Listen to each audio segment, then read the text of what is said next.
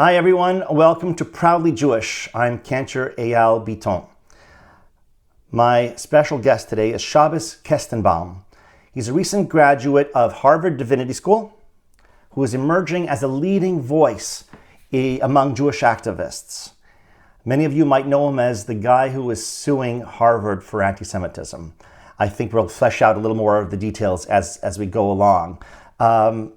First of all, Shabbos, welcome. Welcome to the show. Thank you for having me. I appreciate it. You've been on Fox News. You've been covered. Your lawsuit has been covered by major news networks, if not all of them. You were the third guest ever on Shai Davidai's recent new podcast, Here I Am. You've testified before the Congressional House Education and Workforce Committee about anti-Semitism at Harvard. And you have you also spoke at the Republican National Convention this summer. And you're young in my books. How did this happen? How did all this happen? And how is it that you're up to the challenge? Well, it's a good question. It's a question that I asked myself that the whole time, because how did it happen? I'm young. I'm just a student. I don't know how to give speeches. I don't know how to give testimony. I don't know how to speak to the media. When I started speaking out, which was shortly after October 7th, I didn't particularly have a strategy. I didn't have a long-term plan, and I didn't really have a goal. It was more of what I was experiencing individually was so irrational, was so absurd, was so hurtful that I felt like I just had to speak. And at first I resorted to social media, specifically Twitter, which is something I just did not have experience in. I actually remember my first tweet my roommate helped me craft. And about 2 weeks, not even, maybe even 10 days after I had posted my first tweet, a producer from Fox News contacted me, citing that tweet, saying, "Would you like to go on air to express your thoughts?" And as I said, I didn't have a goal, I didn't have a vision. It was more of the immediate concern was to just respond to what was happening at Harvard.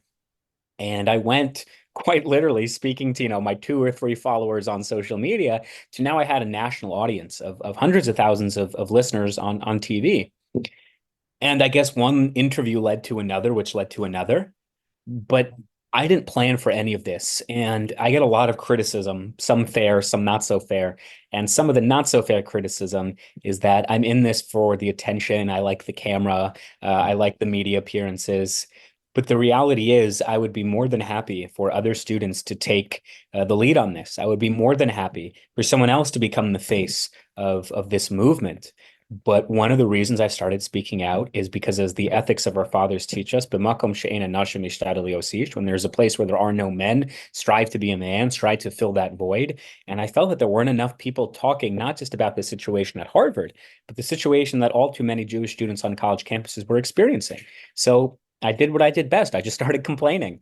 And thank God I've been really privileged and fortunate and honored to have been given a platform. And I take that with a serious sense of responsibility. Well, I've heard you speak, and you're no slouch, but I hear what you're saying. I'm a cantor, and I'm comfortable singing in front of a lot of people, and that sometimes is confused with wanting the attention of being in front of a lot of people and singing. No, there's something I want to relate to people, and I have a certain skill and that I bring to it, or try to. And there are people who might be doing it better and all that stuff. But I hear you in a different sphere, and in the sphere that you're speaking of, we, the Jewish community, so many of us have been deers in headlights after October 7th, not expecting I like to say, the tsunami of hate towards Jews in so many levels of society. And we need people to step up, and we're a small people. So, if not me, then who? Right? That's sort of where you're coming from. You got to do what you can, and wouldn't it be amazing if everyone was a leader and was able to have this platform and speak up? let's go back. I really want to hear what happened at Harvard, but let's step back for a moment so we can get there. Did everything change for you on October 7th? Did, and how? Like what happened for you? I think the entire Jewish people felt something, but for you.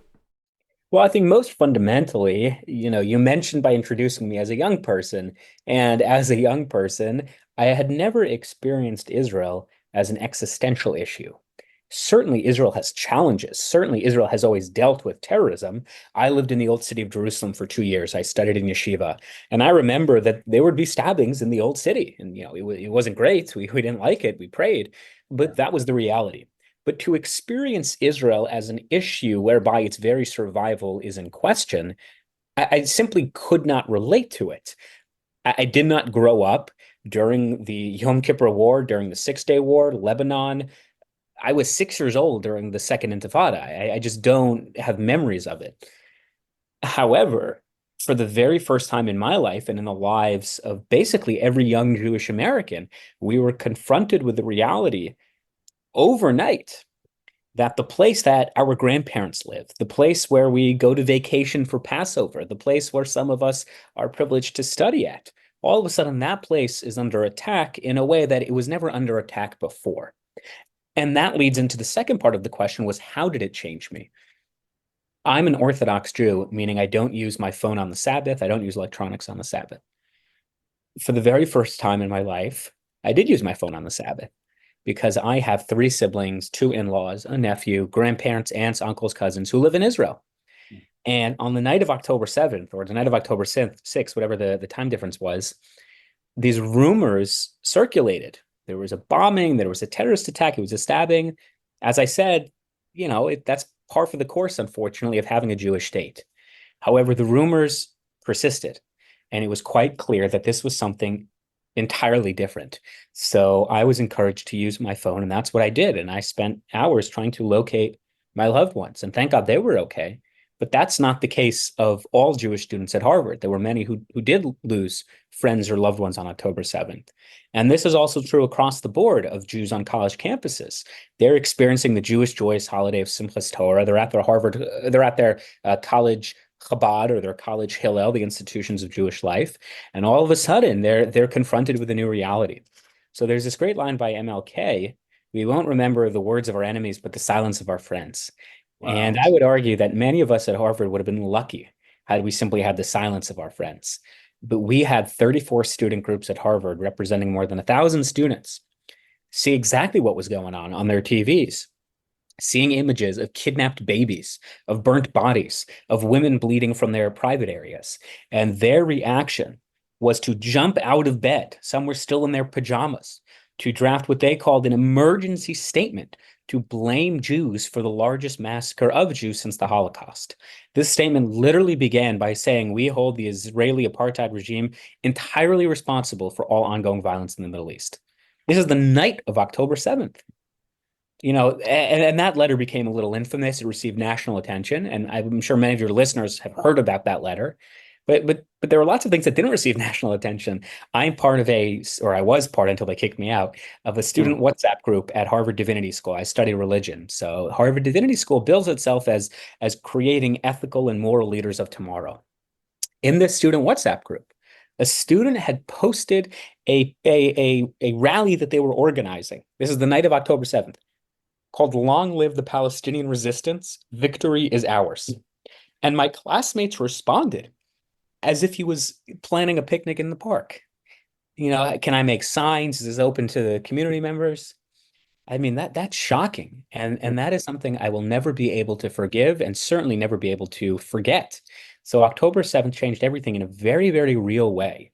I don't know how political you want to get into, but being vague for a second, I've always been more to the left of things. I'm happy to compare my progressive credentials any day of the week, but it became glaringly obvious that those progressive allies, those progressive classmates who quite rightly go out of their way with trigger warnings, with pronouns, with Black Lives Matter, When it came to our moment of distress, we in the Jewish community, we were left with very, very few voices of support. It is shocking. There's so much I want to unpack there, but look, with the last thing that you said, the progressive side, my goal as a clergy, as a Jewish community leader for years has been wherever you are on the political spectrum, you are part of the Jewish people. And when it comes to Israel's existence, we need to fight or not or claim our place at the table, whether you're at the left or on the right or wherever it may be, in whatever country. And why? Because it's our ancestral homeland. And what does it mean not to have it? Well, genocide. Well, we know we have 2,000 years of experience of knowing what it's like to be homeless as a people. Did you feel that the Jews around you, Jewish students, were as shocked as you were, and if so, were they motivated to act, or were they sort of frightened into silence? So as I said, one of the criticisms I often get, well, actually, this is a new criticism. One of the new criticisms is that I'm the self-declared spokesman of the Harvard Jewish community. And of course, I never said that, and I would never be so arrogant to say that, because the reaction of Jews has been multifaceted, and the experiences of one individual is not the same of other individuals. So I will answer the question based on anecdotal evidence and stories that people have entrusted to me, while also recognizing that the reaction from Jews was different. So let's start from one extreme. We'll start at the Harvard Divinity School, again, where I study, which is really the to the left of the left. This is an outpost of I wouldn't even call it progressivism, as you'll come to understand in a moment. There were Jewish students at Harvard Divinity School who, and I of course won't name names, but who took the approach that what is happening is a natural reaction to 75 years of apartheid, of settler colonialism, of genocide. And in fact, the Religion and Public Life Department at Harvard Divinity School releases their own statement on October 11th or 10th, maybe. And they begin by saying, the great Palestinian poet once said, to understand a story, you have to go to the root of it. And they say, if you start the story on October 7th and not with 75 years of Nakba, not with 75 years of the illegal displacement of Palestinians and settler colonialism, you'll only come to one story. Of course, there was no mention of Hamas. There certainly was no condemnation of Hamas. So that's on one extreme. And of course, those Jewish students will later run protests where they chant for the globalization of the Intifada. They will become leaders in the encampment where they follow me and other students on our way to class. So that was one reaction of some Jews at Harvard. Another reaction was, we need to build bridges. We need to fix this harm within our community. And people really tried. I was in that camp initially, really tried to have dialogue between groups. The reason I stopped being in that camp is, let's call a spade a spade. Our ideological adversaries had almost no interest in that expression of academic discourse and understanding. And I'll give you one quick anecdote. A major producer from a network program that I won't name was in touch with me a week after October 7th, saying that he wanted to have a live TV debate with me representing the Israeli side and an pro-Palestinian student at Harvard representing his or her side. And that interview was never aired. It was never even filmed, because we were unable to this day to get a single pro-Palestinian student leader at Harvard to agree to debate us, because in their own words, we don't want to legitimize the Zionist narrative. So I thought the building bridges things is nice, but it's just not practical. And then there are others who are sort of in my camp of expose, fight, yell, don't adopt their tactics, because their tactics are cruel and do not serve a purpose, but adopt the tactics of being just as passionate for your cause as they are. So I don't know the numbers. I can't say many or most or the plurality. I don't know. But a significant amount, that's vague enough, a significant amount we're in that camp of we have to fight back. I mean, we have to fight this. What is happening is so absurd. And we were able to form a WhatsApp group of the Harvard Jewish community. Of course, is that all types of Jews? No, it was for a particular type. Now, I will say this probably was the majority of Jews who believe in the viability and the strength of the state of Israel and would probably call ourselves Zionists. And we began to organize. And I'm very, very proud that I'm part of that community. And that community, I would say, is certainly the Harvard Chabad community, and for the most part, the Harvard Hillel community. Nice. Did you feel that some of these students, look, you mentioned BLM before and some of the movements, social justice movements, you didn't use that term, but a bit of that. A lot of Jews that I heard, whatever age, that were, lending their voices on social media and what have you to these movements, saw themselves as Jews as being privileged. In terms of the students that you've noticed at Harvard or the communities around you in general, do you feel that a lot of the Jewish members of the Jewish community were shocked because of that? Oh, we thought we were part of this group, but we're seen that way. Or was it an awakening for those people, do you feel? Look, there was anti-Semitism before October 7th, and I could give you anecdotes, but it was there. It's sort of what I viewed as a genteel anti-Semitism. And in fact, I wrote an article in October about anti-Semitism at Harvard, October of 2022, saying that, this is like a weird problem that we're not really addressing, but it's definitely there. And, the article went nowhere. No one really read it, and no one really spoke about it. And then, of course, after October 7th, sort of vindicated. So some Jews were shocked, some Jews were surprised. And yeah, in terms of this rubric of race, I'm sure we'll talk about DEI, diversity, equity, inclusion, but there was a sense by some Jews that Jews are part of the white privileged class. And again, you would get more of that sense at the divinity school, which is more to the left. But then there were other Jews, especially Israelis, who would say, "What are you talking about? We're not white. We're not from Eastern Europe. We're from Egypt. We're from Morocco. We're from Yemen. What a ridiculous concept." And in fact, good timing or bad timing, depending on your perspective, but there was a course taught this past year at Harvard Divinity School called Jews and Race. And it sort of began to unpack this dilemma. What are Jews? And I'll just tell you something interesting. Our lawsuit pertains to gross violations of Title VI of the Civil Rights Act. Title VI of the Civil Rights Act prohibits institutions that receive federal dollars from discrimination. And the discrimination is based on three categories. One of those categories is national origin. You're a cantor, and maybe the rabbis would say Jews are exclusively a religion. That's who we are. But what the Trump administration did was reclassify national origin, or more specifically, reclassify Judaism. Judaism under federal law is no longer simply a religion, but it's now an ethnicity. It's now a race. It's now a people. So that's why we're able to sue our university, because all of a sudden, now we become a protected class under Title VI of the Civil Rights Act. So there are these ongoing and really interesting and complex discussions as to what or who Jews are. But definitely, as I said, the experience and the reactions of Jews, it's multifaceted. So there are many who would say that we do have white privilege and we cannot relate to the experiences of other minority groups. And then you have people like me who say that that's just simply not true. When I get death threats from the far right and the far left, it's not because I have white privilege. Yeah. And you've mentioned this before, I think in other interviews, you're a visible Jew. Because you wear a kippah, because you're Orthodox, and you're a public persona at this point.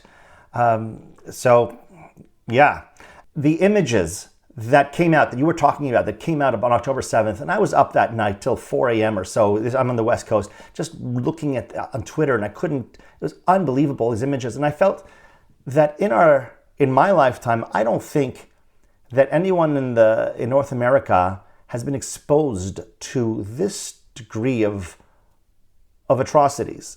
Why do you think that these people took the side that they did and blamed the Jewish state? Is it anti-Semitism? Larry Summers was the former president of Harvard University, and he came up with a great line of there are two types of anti-Semitism. There's the anti-Semitism in effect and anti-Semitism in intent. And I think we can debate the anti-Semitism in intent. Do these students know what river and what sea? Do they know what an intifada is? My personal take is yes, they do. I mean, at Harvard, they've explicitly said we know what an intifada is. So I don't buy that argument. But regardless of the intent, the effect is anti-Semitic. And in fact, federal law, when it comes to anti-Semitism, when it comes to Title VI, it actually doesn't care what the intent was. I'll give you, a made-up example. If you're a professor and you say something Islamophobic, that denigrates the Islamic religion, and you get called out or you're in a lawsuit and the professor says, oh, but I didn't intend it to be Islamophobic, it's irrelevant if that's how it was perceived by the Muslim student. So too, when it comes to anti-Semitism, it's sort of irrelevant what the intent is. So in terms of where this obsession comes from, and it really is an obsession, the Religion and Public Life Department, which I mentioned in my prior answer, they have had more than 40 events on Israel-Palestine in the 2 years I've been there. I mean, that's a large amount to spend on a very small country. Especially, I used to be very active with the Uyghurs. The Uyghurs are an ethnic Muslim minority in China. They're facing an actual genocide. I cannot recall a single event on China or the Uyghurs in the 2 years I've been at Harvard. I really can't. At Harvard Divinity School, I should say, to be specific. It really is an obsession. I do think part of it, and this is speculative, of course, I do think part of it comes from the question you asked earlier, especially with the advent of DEI. The ideology of the curriculum is really based in one whereby you can split all classes or all peoples into two classes, the oppressor and the oppressed. And Jews, especially American Jewry, have this misfortune of being characterized as white. So whether it was 40 babies or 40,000 babies beheaded on October 7th, it almost doesn't matter because, as my classmates will tell you, resistance is justified when people are occupied. And James Carville, the former, not former, I think he still is, a Democratic political strategist, he had I don't know if it was a Freudian slip or he meant to say it explicitly. He said, why do the Democrats care about Israel? Because the Israelis are whiter than the brown Palestinians. And that's why you have so much sympathies towards the Israelis, which again, it's obviously not true. More than half of the state of Israel are comprised of individuals from the Middle East, but whatever. But I do think it's taught in the classroom and it's amplified from the professors. I'll just give you one really quick example. Harvard Chabad showed the 45-minute Hamas video, the 45 minutes that Hamas commanders shot on their GoPros. And they showed it. Harvard University was the first university in the world to show it. And a couple of hundred people show up, but the overwhelming majority of the people who show up are who? People like me, people in the Jewish community who are already outraged or who already have connections to Israel. We don't need to see it. But who weren't there? Number one, Claudine Gay, the president of the university at the time, she's not there. Most of the DEI staff aren't there. Most of the anti-Israel activists aren't there. And again, I think it really is because, as my classmates will say, I literally had a classmate actually tell me on October 9th or 10th, she said, what did you expect was going to happen? When you're living 75 years in a concentration camp, it's only natural. Just like I've heard so many comparisons at Harvard to the Warsaw Ghetto, that Gaza simply broke out of their ghetto. And just like we in the Jewish community look to them as martyrs and heroes, that's how we in the Palestinian community view them as. And that very much is taught. That is instruction from the classroom. And look, I can say this as someone who had direct experience with that curriculum. That's someone who was in those classrooms. So it's disturbing. And what happened at Harvard that led to this lawsuit? What's this lawsuit about? That you can share. I don't know how much is no, I could share. I could share. Disclosed and what have you. Happy to share. The real question is, how much time do you have? So we filed the lawsuit in mid-January, and we filed it not because we wanted to, but because we really had to. We exhausted all possible avenues of recourse. In the early days, post October 7th, I can speak. I can't speak. There are 5 other plaintiffs. They're anonymous, and I can't speak for them, and they don't want me speaking for them. So let me talk about me. I emailed, Claudine Gay, and I emailed DEI people, and I emailed people at Harvard Divinity School with suggestions. Like, this is what you should do. I never got any responses. And then that was sort of on a positive note of me trying to be helpful. But then on the negative side, when things were occurring to me, when I was experiencing anti-Semitism, and then I would alert the university about it, then I never got responses. And then it became a lot more problematic. It's one thing to ignore good advice. It's another thing to ignore when your own students are put in harm's way. And that's what Harvard did time and time. They just ignored me. I mean, they actively ignored me. They actively fueled this fire of anti-Semitism. It was normalized, it was accepted, and in many cases at the divinity school, it was celebrated on campus. So there were just incidents after incidents that compounded upon each other. So when you have, for example, a staff member who challenges me to debate him as to whether Jews are behind 9/11, and then taunts you with a machete, saying that he has a plan to fight and he wants to bring down the Zionist mafia. When you mention that to the university and when you file police reports and say, hey, this guy knows where I live because he's in the Harvard directory. Now, what are you going to do to make sure that he doesn't have access to campus? What's his employment status? And when you don't hear back, to this day, I haven't heard back from them. I mean, that's unacceptable. It's dangerous. It's anti-American. It's anti-Semitic. When I am unable to go into Widener Library, which is the heart and soul of Harvard University, because masked thugs are surrounding the library chanting globalize the intifada, that is diminished educational opportunity. And it's a direct result of Harvard's feckless leadership and their inability or unwillingness to do anything about the problem.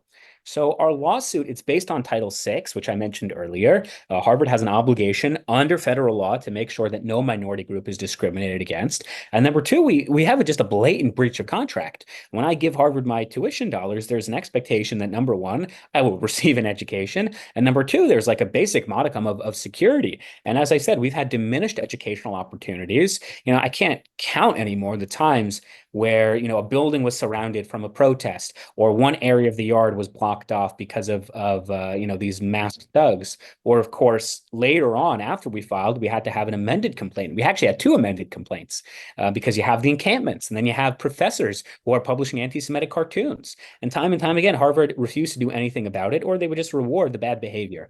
So violations of Title VI, a breach of contract, and we're incredibly grateful and appreciative that the judge saw the case for what it is, and we are the first case in American history that is going to trial that is based on a university's violations of Title VI. So we are aware of the historical significance. As Spider-Man said, with great power comes great responsibility. And I do feel that it is a responsibility because at this point, even though the lawsuit, of course, is me and the five plaintiffs, I like to think this sends a broader message of, we all remember that the Atlantic article of, is the golden age of American Jewry over?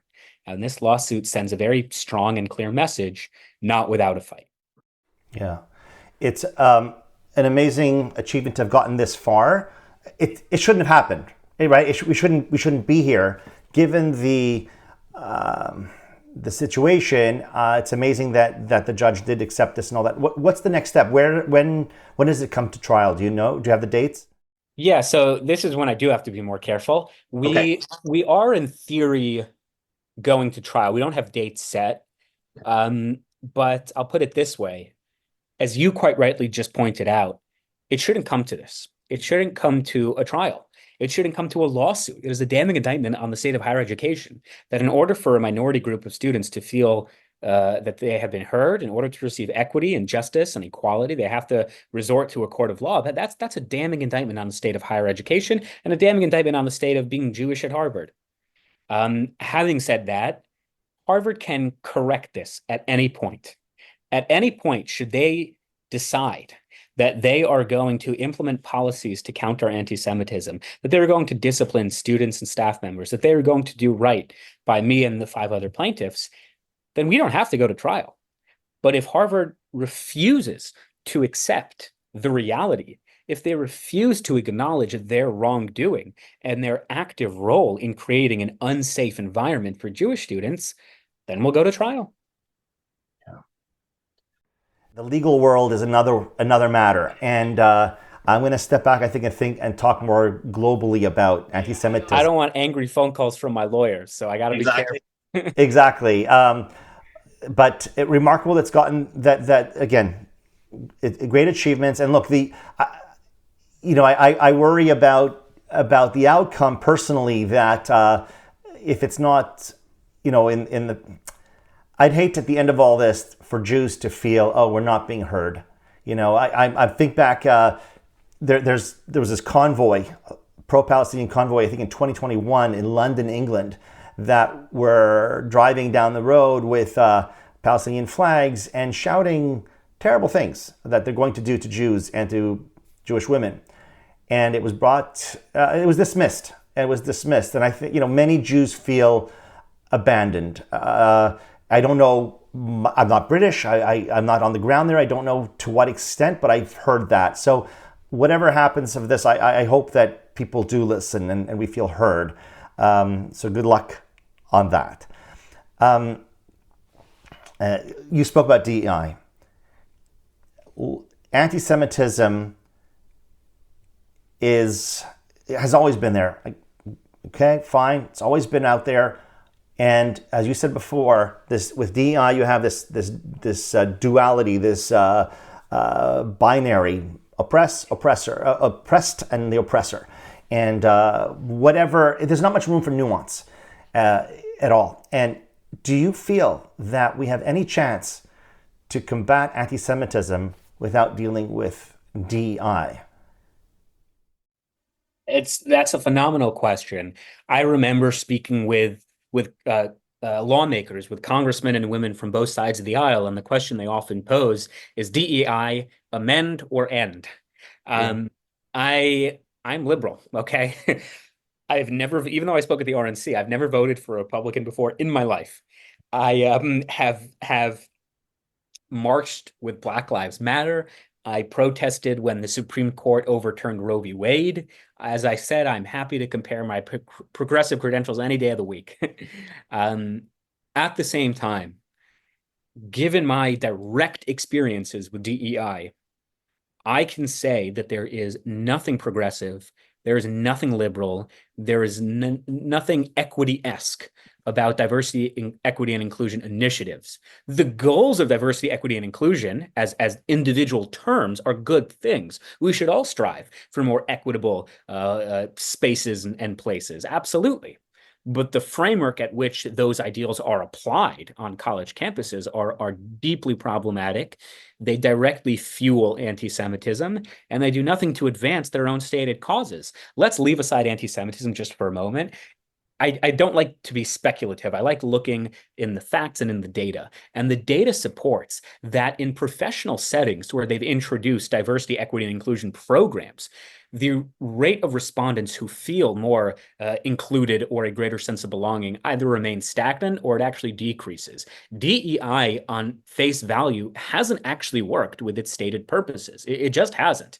And now let's plug back in anti-Semitism. When Yishai Ribo, who's a popular Israeli musician, when he was invited by Harvard Chabad to come, sing nice, happy songs for Jewish students who were just being victimized by anti-Semites, the reaction of our classmates was not only did they have a boycott, but they had this vicious protest chanting glory to the martyrs, globalize the Intifada, river to the sea. And we had to hire, or Chabad had to hire 15 armed guards. And I remember I emailed DEI and I decided to play by their own game. I said, look, if the whole shtick is making more equitable spaces where all minority groups can feel included, I said, at the very least, can you condemn the fact that our own classmates have made such an unsafe learning environment that to sing these happy nights Jewish songs, we need security? And DEI wrote back and literally said, we're sorry that you feel the need to hire security, but this does not fall under our purview. This is the same DEI that had everything to say about George Floyd, had everything to say about Russia invading Ukraine, had everything to say about the reversal of Roe v. Wade. But when it came to their own Jewish students who were saying, like, we're not safe, all of a sudden, it doesn't fall under our purview.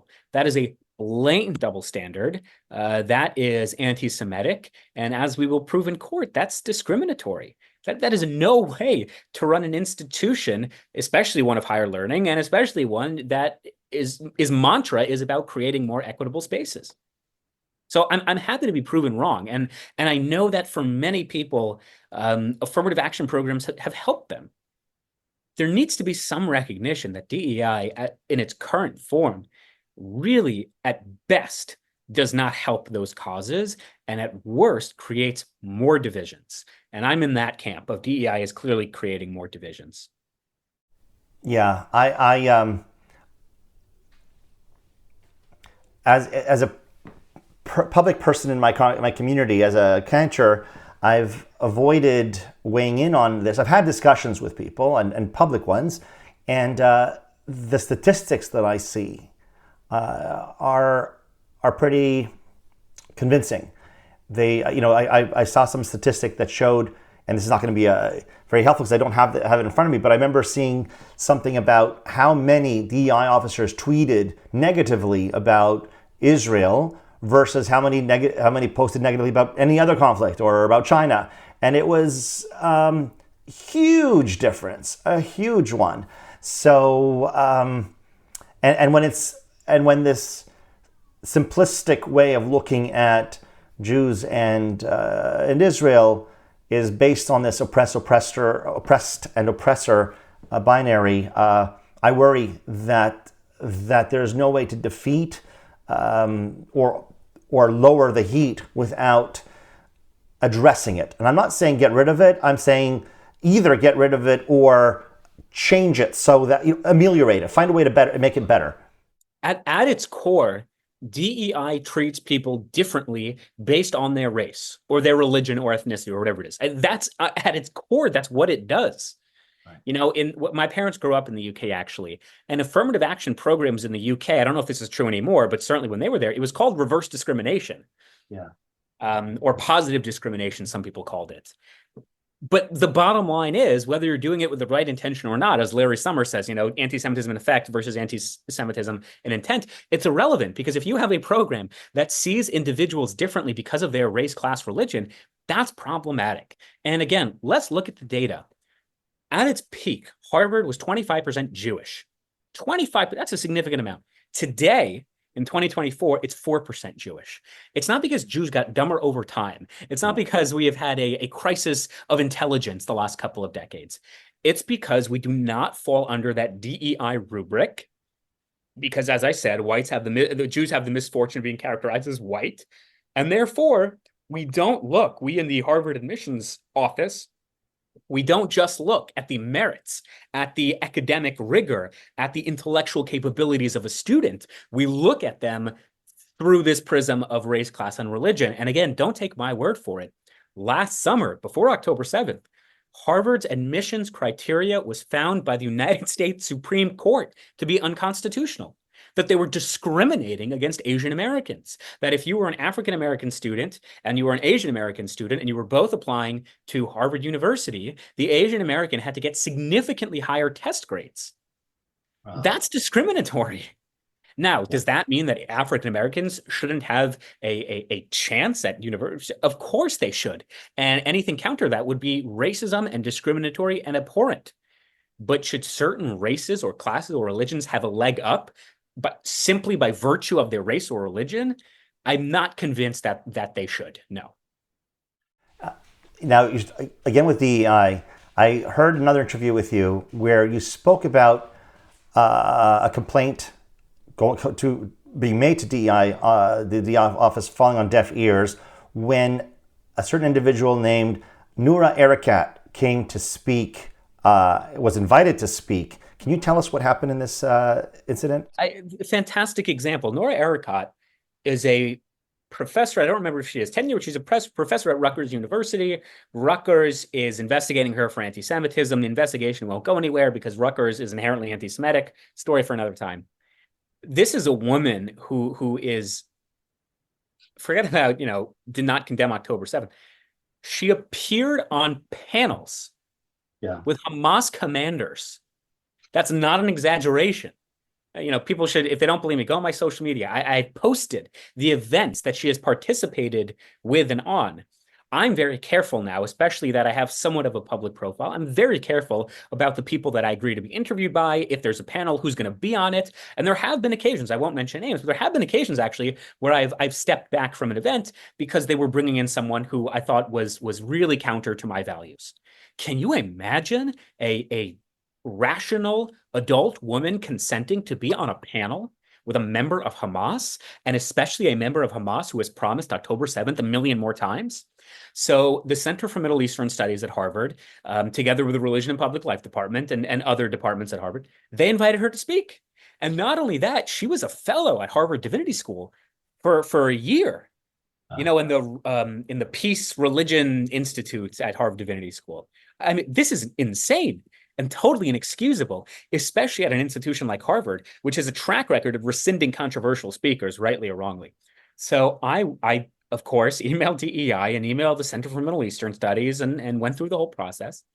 And I only got one response. I got one response from DEI. And they said, don't worry, because the Center for Middle Eastern Studies have assured us the event isn't mandatory. Huh. Huh. I mean, how do you even begin to reform an institution like that, where the answer is don't worry because the program isn't mandatory? And again, it's stunning hypocrisy. Harvard was ranked 248th out of 248 universities by the Foundation for Individual Rights and Expressions when it comes to free speech. This is not a university that, like the University of Chicago, that defends free speech and controversial speakers and academic rigor when it pushes you beyond your comfortable zones. This is a university that coddles, that placates, that rescinds, that expels. But this remarkable thing happened after October 7th. All of a sudden, the universities became quite particular and quite insistent that they defend virtues of the First Amendment. I mean, what a joke. What hypocrisy. What hurtful hypocrisy. So I have nothing redeeming I can say about DEI at Harvard. I think it must be dismantled. And the amount of wasted money and staff and resources that they suck up is really unjustified. And for my viewers about Erakat, she also claimed that Israeli women were not raped. And she claims, or has claimed, that Israel systemically rapes Palestinian women. And she's praised a senior member of the Palestinian Islamic Jihad, which is a designated terrorist organization, and has called them a martyr. So it's a little problematic. The individual's a little problematic. I'm disturbed here. I can't imagine if I were back in university how I would feel about her speaking at my university, given that they were strict about who was speaking in other situations. Exactly. Right? So what has to happen at Harvard and perhaps other academic institutions so that Jewish voices are heard, or that at least they feel that they're being heard? It's a complicated question, but I do think there are some basic answers already out there, and a lot of it ties into our lawsuit. Harvard currently has mandatory Title IX training for all incoming students, where they learn the dangers of fat phobia, of transphobia, of sexism. I'm not saying they should or shouldn't do those things. I'm saying that's what they do, and they're not going to stop. If they're going to do those trainings, why in the hell hasn't anti-Semitism been part of those trainings? And they're not part of those trainings. That's an easy fix. Harvard has a zero tolerance policy for homophobia, for racism. In fact, when there was a homophobic incident last year, the student that day was expelled. There was immediate condemnation. When 12 admitted students were found to have sent racist and sexist memes in a private WhatsApp group, Harvard rescinded their acceptances. There should be a zero tolerance policy for anti-Semitism. We're not asking for special treatment under the law. We're asking for equal treatment under the law. We are simply asking Harvard to apply the same standards that they do for every other minority group. There should be an overview of the curriculum that's being taught in classes, where there have consistently been complaints for years that the material is anti-Semitic, like the classes that I took in many cases. These professors are known entities. Some Jewish students avoid those classes as a result. There should be an independent party, an independent third monitor, to make sure Harvard is in compliance with their Title VI obligations. But I think fundamentally, and this is not just true of the university system, this is true of American society, and this is true of our politics. You can have as much anti-Semitism training as you want. You could send all of Harvard to a Holocaust museum, and those things are good. Ultimately, how do you get rid of a problem like racism? Racism will always exist, unfortunately, by certain segments of the community. American society will always have racists amongst them. But Blacks don't sit at the back of the bus, and Blacks don't drink at a different water cooler, and they don't send their kids to different schools. Why? Because if you are a racist and you act upon that racism, there's a penalty to be paid. We prosecute crime. And this is where I get very frustrated as a Democrat with the Biden-Harris administration. Because with all of their condemnations of the riots in LA or the mistreatment of Jews on the New York City subways, what they never do is say we are going to mobilize the Department of Justice and we are going to prosecute all of those criminals who prevented Jews from going into their place of worship to pray. And universities and societies need to adopt that. The best way to counter anti-Semitism or racism or any form of discrimination is if someone acts on it, you discipline it right away, as opposed to incentivizing it, which is what we're seeing today. The Harvard encampment leaders agreed to get rid of their tents. Why? Not because they were dissuaded by academic discipline, but because the university, and in particular the Harvard president, Alan Garber, said, if you pack away the tents, we will reverse all of your suspensions. You can speak with the Harvard Management Corporation to talk about divesting Harvard's $50 billion endowment from Israel. You can meet with senior faculty member to talk about a Palestinian Studies Center. So you've now incentivized these students who have already said, look what happens when we mobilize. We win. The student intifada lives on. You know, the Columbia University Apartheid Divestment Coalition, they said last week that encampments are now the baseline. That is the minimum of their activism because they can just get what they want. So stop incentivizing bad actors and punish these crimes, punish these criminals. When there are acts of anti-Semitism, yes, you condemn it. You should do that, absolutely. But that is not a substitute for action. And that's what we've been missing for basically a year now. Yeah. I appreciate that answer. You've given us a lot to think about on all of those points. And I'm happy to get pushback. I know everyone doesn't agree with that.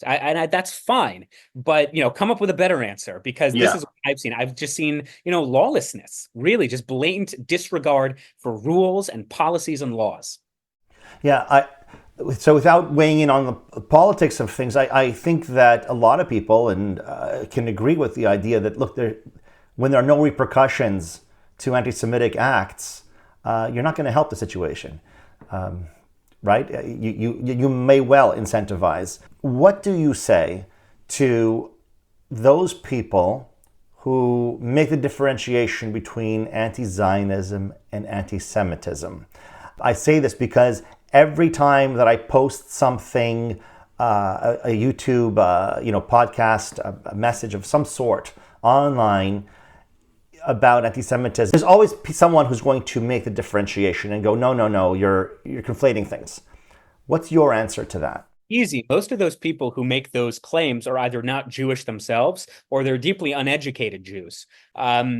When it comes to criticism of Israel, I know that's not your question, but let me just address that first. When it comes to criticism of Israel, there is not a Jewish person alive who believes that criticism of Israeli policy is anti-Semitic. And I hate how our ideological adversaries always say criticism of Israel isn't anti-Semitic because none of us said it was. So it's a lazy argument. That's number one.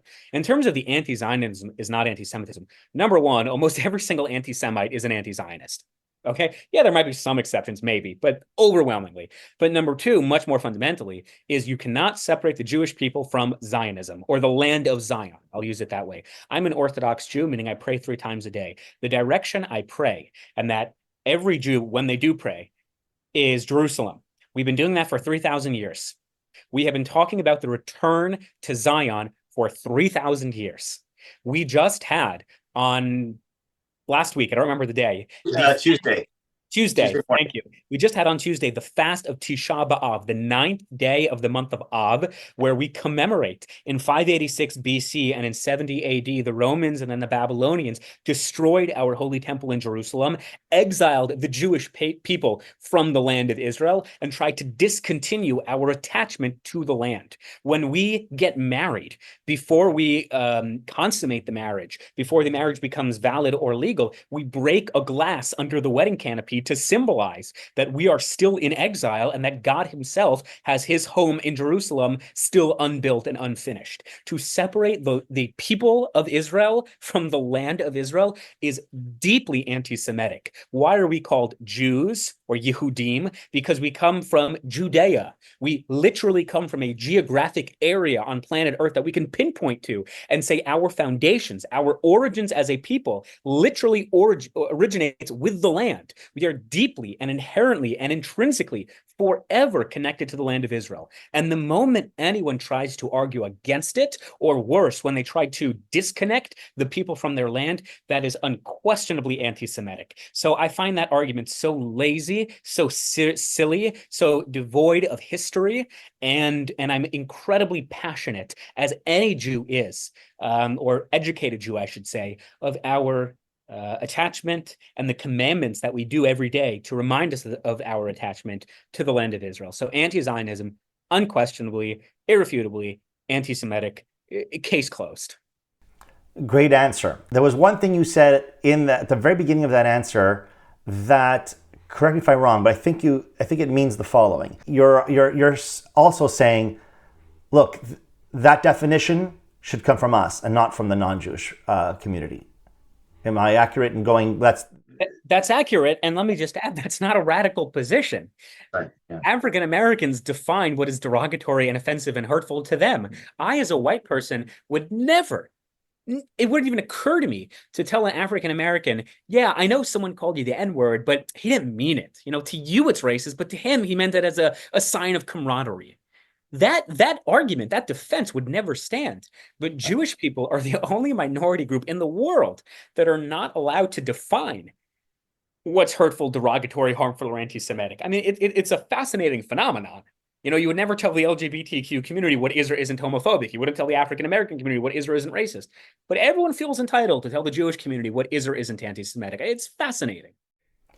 If you had to, as we get close to the end of our conversation here, if you had to talk to the Jewish kids of America, about identity, about Jewish identity and awareness of what's going on around them, what would you tell them? And perhaps either answer that question, or what do you think that our communities are not doing well in conveying to our Jewish kids about Jewish identity and the reality that we're in?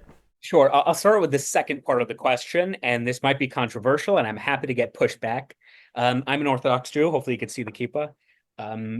I grew up learning how to read Hebrew, learning how to pray, going to Israel almost all the time, going to camps that teach Jewish texts. I was studying the Mishnah and then the Talmud and then Jewish law at a fairly early age. And that's pretty typical, if not overwhelmingly the case, of the Orthodox community. The Orthodox community is not large. We're about 10 to 15% of American Jewry. We're not particularly big, but that's what we do. We're typically well educated, going to a public school. I wouldn't say it's unheard of, but of the couple of people who do go to public school, it's for very specific reasons. In the Orthodox community, there are organizations that will actually pay families to take their kids out of public school and send them to a Jewish day school. So we're quite well educated. This is the controversial part. Am I making an unfair generalization? Yes, and I'm happy to get pushback. It seems, in my personal experience and based on anecdotal evidence, that is not always the case with the much larger conservative and reform movements. People who I have met, whether it's at Harvard, whether it's in Israel, whether it's in the political world, people who I've met who come from the conservative and certainly the reform communities, they either haven't learned the Talmud in a serious way, or they don't have the tools to learn the Talmud in a serious way. Regardless of whether they do or don't keep the Sabbath, more often than not, they're probably unlikely to be able to articulate what the 39 malachos, the 39 prohibitions of the Sabbath are. And that's problematic. And again, if it's happening in the Orthodox community too, I think at a much lesser extent, but it's bad. Regardless of your denomination, the most important thing that you as a lay leader, me as a student, anyone in the Jewish world needs to be aware of is we have to educate young Jews. They must be educated. If they don't want to keep the Sabbath, that's fine. If they don't want to keep kosher, that's fine. But at least first know what kosher is. At least first know what the laws of Sabbath are. And then you can decide it's not for you. But increasingly, I'm meeting young Jews who don't really know what the Sabbath is, but they've nevertheless decided to not keep it. And yes, it's important to fight anti-Semitism. It's important to combat hatred and bigotry, but that's not the purpose of the Jewish people. Our purpose is not to complain on Fox News that a classmate drew another swastika. Our purpose is to live a life, I believe, in accordance with Jewish values and Jewish law. And you're only going to know what Jewish values are, and you're only going to learn what Jewish laws and values are if you learn it, if you study it, if you're educated, if you're in a Jewish school or a Sunday school even. And all too often, I'm just not seeing that. And I'll really close with this because hopefully I'm not trying to offend anyone, and I'm sorry if this is coming off as preachy, but all too often when we have politicians like Josh Shapiro, who's a good guy, and I'm sorry he wasn't picked as vice president, when he talks about his Jewish values, he'll talk about tikkun olam, and it's sort of normalized in the Jewish world that if you have a go-to Jewish value, it's tikkun olam. I mean, tikkun olam, it's not mentioned in the Hebrew Bible. It is mentioned in the Talmud, but under a very specific context.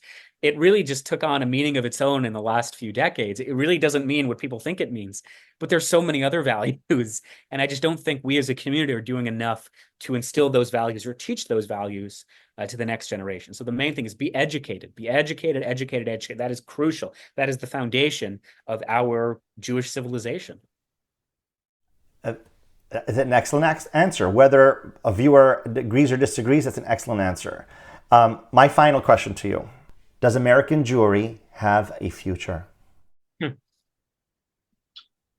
If in 5 words or less. No, I'm joking. American Jewry has a future if we're willing to fight for it and defend it. I think if we are complacent, or certainly if we acquiesce to this loud, radical minority of students or society who are not just about the destruction of the Jewish state, but the destruction of the United States, if we are willing to inculcate a culture and an environment within our own Jewish community to stand up for our way of life, then I think we absolutely have a future. But we cannot be comfortable, not even for a moment. And what we're seeing post-October 7th is a reality in which Jews have become too comfortable and have become too complacent. Hopefully this is a wake-up call. I can say anecdotally, Harvard Chabad has record numbers post-October 7th. While it is true there are some people who stopped wearing the yarmulke or they stopped wearing the Star of David, it's also true that for every one of them, there's 20 on the other side who've been more involved and more proud and even bashful of their Jewish identity. And that's beautiful. And that's totally an antidote to the problems we're seeing of complacency. So I do think there's a future so long as we have the next generation who are willing to fight for it. So thank you very much for having me. I really, really do appreciate it.